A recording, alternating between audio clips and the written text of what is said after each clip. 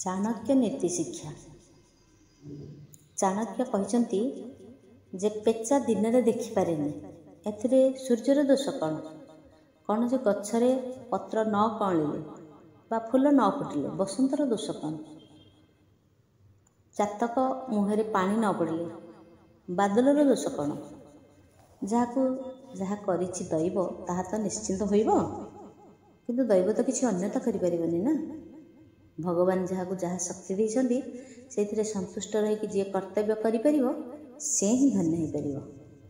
धर्म कार्य रे सदा आगे रहिबा, मिठा कथा कहिकरी मन को मोहिबा, दान पुण्य करिबा, अतिथि अभ्यागत ब्राह्मणंकर सत्कार करिबा, नम्रता गंभीरता शुद्ध विचार, दुखी जन प्रति सेवा मनोभाव, शिवंकर आराधना करिबा महत धर्मर एक एक अंग।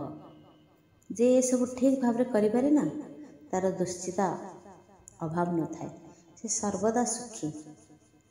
मनोकामना पूरण करुथिबा कल्पवृक्ष वास्तव में एक सुंदरी युवती भली। सोनार पहाड़ सुमेरु गोटे अचल पर्वत। मनीष को जन्मरू अनेक गुड़िए मिली थाए, किंतु दान देवार शक्ति, धैर्य, धर्म ज्ञान, आत्मरक्षार उपाय, मिठा मिठा कथा एगुड़ा सब जन्मरू आमको मिली।